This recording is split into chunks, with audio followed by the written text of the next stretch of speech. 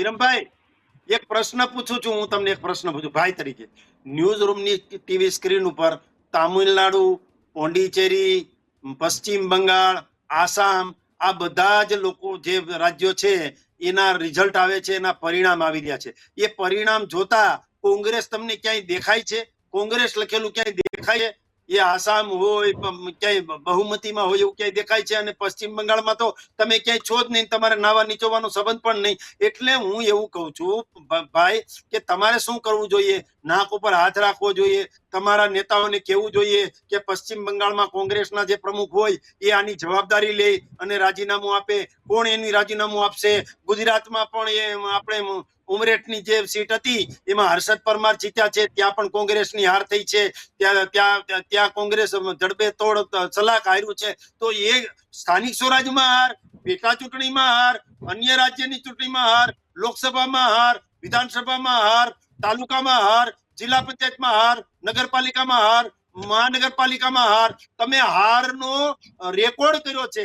અને રાહુલ ગાંધી તો 99મી વખત હાર્યા હતા. લગભગ આ એને સદી મારી છે આ એક પાછી હારની, આ ચૂંટણી હારીને. એટલે 100 વખત હારી, હારની સદી ફટકારનાર તમારા રાષ્ટ્રીય નેતા રાહુલ ગાંધીજીને તમે થોડું કહેજો કે હવે એ કંઈક વ્યવસ્થિત બોલે, બાળક જેવું વર્તન ના કરે, એક પીઢ નેતા તરીકે રે, આવું બધું શીખવાડજો. અથવા તો તમારે હવે શું કરવું જોઈએ વિરમભાઈ કે આપણે આત્મમંથન કરવું જોઈએ. કેમ સતત હાર થાય છે? કેમ કોંગ્રેસની નાવ ડૂબતી જાય છે? કેમ કોંગ્રેસને કોઈ સ્વીકારતું નથી? કેમ મતપેટીમાંથી કોંગ્રેસ બહાર નીકળતું નથી? કેમ મતપેટીથી કોંગ્રેસ નારાજ થઈ ગયું છે? મતપેટીને કેમ કોંગ્રેસ ગમતું નથી? ગાંધીનગરની ગાદીને કેમ કોંગ્રેસ ગમતું નથી? એ પોંડિચેરીમાં કેમ કોંગ્રેસ ગમતું નથી? પશ્ચિમ બંગાળમાં ટીએમસી અને ભારતીય જનતા પાર્ટી હતું, કોંગ્રેસ તો ક્યાંય છે નહીં. તો આ 130 વર્ષ જૂની ગરડી કોંગ્રેસને કોઈ સ્વીકારતું નથી. આનું કારણ શું છે? આનું કારણ શું છે? એ કારણ અને મનોમંથન કરવું જોઈએ. કિશન, એક સવાલની વાત હતી, એમને તો આખી ગાથા ચાલુ કરી નાખી, પણ મારા સવાલનો જવાબ ના આપ્યો કે મારા આદરણીય પ્રધાનમંત્રી હેમંત બિસ્વા શર્માને ભ્રષ્ટાચારીનું સર્ટી આપ્યું તે સાચું કે ખોટું, એનો જવાબ મને નથી મળ્યો. શૈલેષભાઈ, શેનો? સ્વર્ગીય અજીતદાદા પવારને ભ્રષ્ટાચારી કહ્યા હતા, એનો એ વાત સાચી કે ખોટી, એ હતા કે નહીં, કે ખાલી ચૂંટણી લક્ષી આક્ષેપો કર્યા હતા તમે? સમગ્ર મામલો સબ જ્યુડિસ હતો. એ સબ જ્યુડિસ મામલાની વાત અહીંયા ન થઈ શકે. એ કાયદા કાયદાનું કામ કરશે, કોર્ટ ચુકાદો આપશે ત્યારે એ દોષિત પણ ગણાય.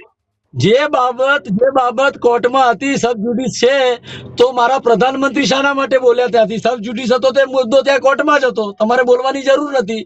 સર્ટિફિકેટ તો તમે જ આપ્યું છે. એ સાચું કે ખોટું શૈલેષભાઈ? અમે કોઈને સર્ટિફિકેટ આપતા જ નથી. કોઈના માટેની સર્ટિફિકેટ વ્યવસ્થા ક્યાંય સરકારમાં કે સંગઠનમાં હોતી નથી.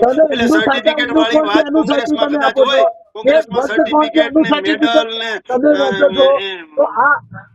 શીલ્ડ ને આ બધી કોંગ્રેસ હોય છે. અમારે કોઈનું સર્ટિફિકેટની વ્યવસ્થા નથી. અરે વિવેક બુદ્ધિ યુઝ કરશે. એમના આપણા જે દર્શકો છે ન્યૂઝ રૂમના, એમને પણ ખબર તો હોવી જોઈએ કે આ આક્ષેપો કર્યા હતા કે ખાલી ચૂંટણી લક્ષી આક્ષેપો હતા, કે પાછી એમની પાર્ટીમાં સમાવેશ માટેના આક્ષેપો હતા, કે કયા આક્ષેપો હતા? એ મારા, કેમ કે એક પ્રધાનમંત્રી પદ છે ને, બહુ મોટી બાબત છે. અને જયારે પ્રધાનમંત્રી પોતે કહેતા હોય તો એ આપણે સ્વીકારવું જોઈએ. જવાબથી સંતોષ નથી. તમે પ્રધાનમંત્રીથી બીજી વાત ઉપર જતા કેમ નથી? તમારી પીન કેમ એક જગ્યાએ ચોટેલી રહી? પ્રધાનમંત્રી સામે તમે બોલી જ ના શકો. એને આખા દેશની અંદર ભારતીય જનતા પાર્ટીનો ભગવો લહેરાવી દીધો. તમારી આખી ડિબેટમાં પ્રધાનમંત્રી પશ્ચિમ બંગાળમાં લડાઈ શુભેન્દુ અધિકારી સાથે હતી તો કે પ્રધાનમંત્રી, કેરળમાં લડાઈ ત્યાંના નેતાઓ સાથે હતી તો કે પ્રધાનમંત્રી, તમિલનાડુની લડાઈ એ ત્યાંના નેતાઓ સાથે હતી તો કે પ્રધાનમંત્રી, આસામની લડાઈ હેમંત બિસ્વા અને ગોગોઈ વચ્ચે હતી તો કે પ્રધાનમંત્રી. તમે સ્થાનિક મુદ્દાઓ ઉપર કેમ નથી જતા? પ્રમુખ ઉપર ચહેરો મૂકી દો, પ્રધાનમંત્રીનો ચહેરો હટાવી દો.